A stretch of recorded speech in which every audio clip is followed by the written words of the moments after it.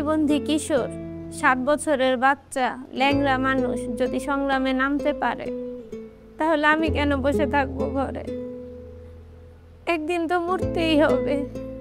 তাই মৃত্যুর ভয় করে স্বার্থপরের মতো ঘরে বসে না থেকে গুলি খেয়ে বীরের মতো মৃত্যু অধিক শ্রেষ্ঠ। আমি যদি বেঁচে না ফিরি, তবে কষ্ট না পেয়ে গর্বিত হয়েও জীবনের প্রতিটি ভুলের জন্য ক্ষমা চাই। আনাস।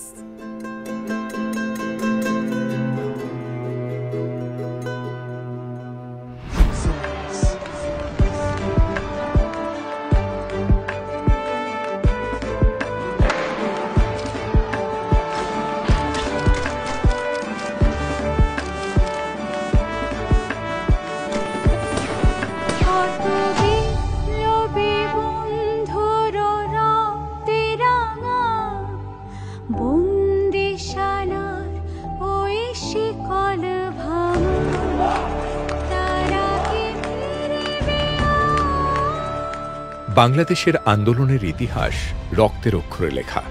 এই রক্ত শুধুমাত্র বড়দের নয়, বরং অসংখ্য শিশুদেরও। অপরাধবোধ বোঝার আগেই তাদের জীবন কেড়ে নিয়েছে এক অমানবিক ফ্যাসিবাদ। এই বাস্তবতা থেকে শিক্ষা নিয়ে প্রাথমিক ও গণশিক্ষা মন্ত্রণালয় এবং প্রাথমিক শিক্ষা অধিদপ্তর শিশুদের মানসিক বিকাশ ও সুরক্ষার জন্য ফুটবল টুর্নামেন্ট আয়োজনের উদ্যোগ নিয়েছে। তারা প্রাথমিক বিদ্যালয় ফুটবল টুর্নামেন্ট চালুর মাধ্যমে শিশুদের শারীরিক ও মানসিক বিকাশে সহায়তা করতে চায়।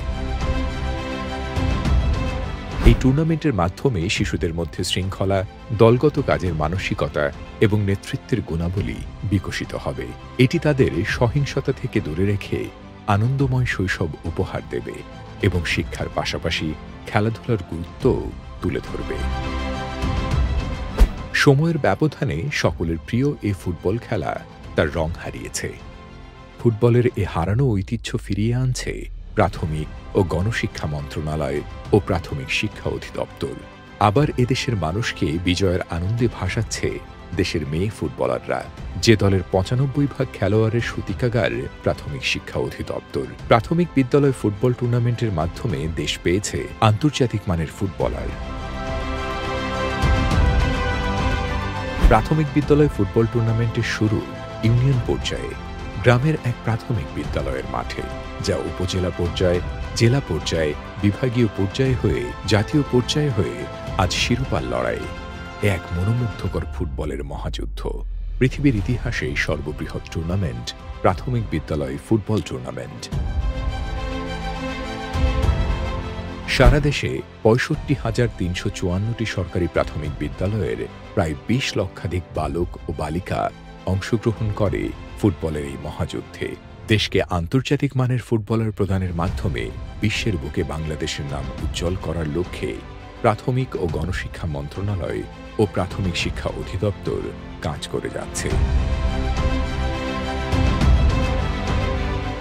আমরা বিশ্বাস করি, নতুন এক বৈষম্যহীন বাংলাদেশ গঠনে পাঠদানের পাশাপাশি খেলাধুলাকেও সমান গুরুত্ব দেওয়া প্রয়োজন।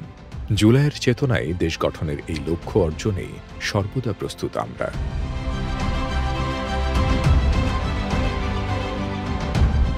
প্রাথমিক ও গণশিক্ষা মন্ত্রণালয় ও প্রাথমিক শিক্ষা অধিদপ্তর।